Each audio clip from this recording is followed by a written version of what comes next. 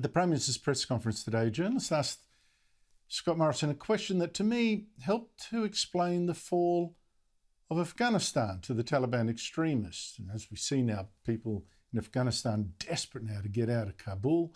We've seen some trying to get over the wall into the airport there, squeezing into the very few planes that could leave, some swarming that plane you just saw, even sitting above the wheels, and at least two then falling to their deaths as the plane took off. Now to this question today from that journalist.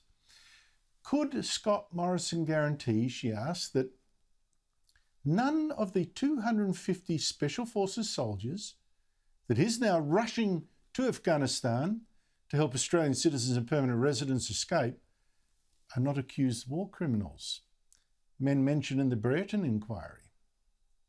Can you rule out that any of them that have been sent are in any way connected to the Brereton inquiry? The Prime Minister was stunned, so was I.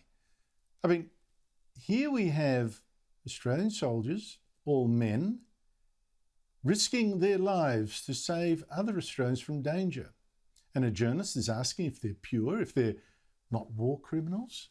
And never mind that when it comes to war crimes, the Taliban, they are the experts.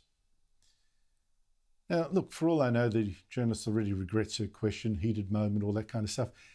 But that such a question could be seriously asked of our Prime Minister is to me symbolic of the West's self-hatred, its lack of confidence, its total self-absorption, one that just makes the West's enemies stronger. And we see it too in the United States.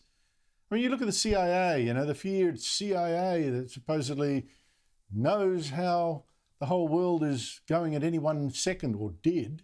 It didn't this time see the collapse of Afghanistan coming, thought it would take weeks, months, longer. But perhaps the CIA too has been preoccupied with this turning in on ourselves, this focusing on any speck of evil we think we may detect in each other, and then waving our wounds in our gender and our race like it's some sort of qualification. I mean, just look at the CIA's latest recruitment ad. I am a woman of color. I am a mom. I am a cisgender millennial who's been diagnosed with generalized anxiety disorder. I am intersectional. I used to struggle with imposter syndrome, but at 36, I refuse to internalize misguided patriarchal ideas of what a woman can or should be. My brilliance. I stand here today a proud first-generation Latina and officer at CIA. The Taliban must laugh at stuff like that. Communist China too. Because you think, how is it that a small army of Taliban extremists armed with only basic weapons destroyed a much bigger Afghan army of 300,000 men, backed with the weaponry and the might of the United States, a superpower, until, of course, the US cut and run?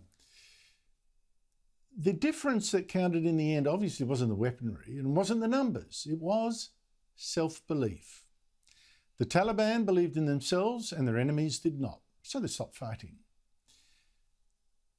But let me say something. I think there's a metaphor there for us too, because let me now say something about the criticism the Prime Minister got today for not moving faster to get out the Afghans and the Australians there, by the way, but the Afghans who helped us and now might be in danger. Now, it's true, maybe he could have done more for them, but his government has already done plenty to bring Afghans who helped us in Afghanistan come to Australia. 430 people have been resettled and they're in Australia right now. Now, that process did not happen overnight. That's just since April.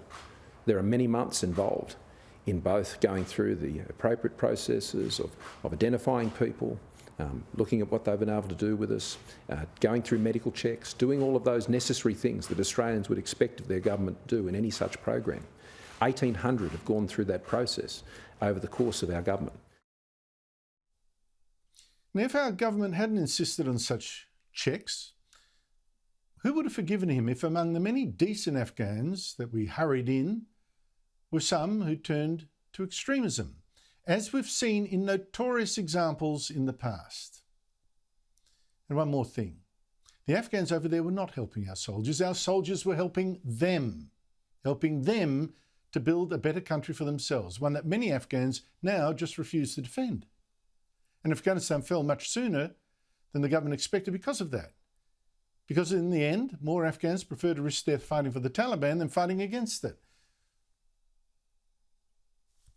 Okay, and then I have to admit, we've got to turn the mirror on ourselves. We chose not to help the losers anymore. And maybe that was because we no longer believe in ourselves either.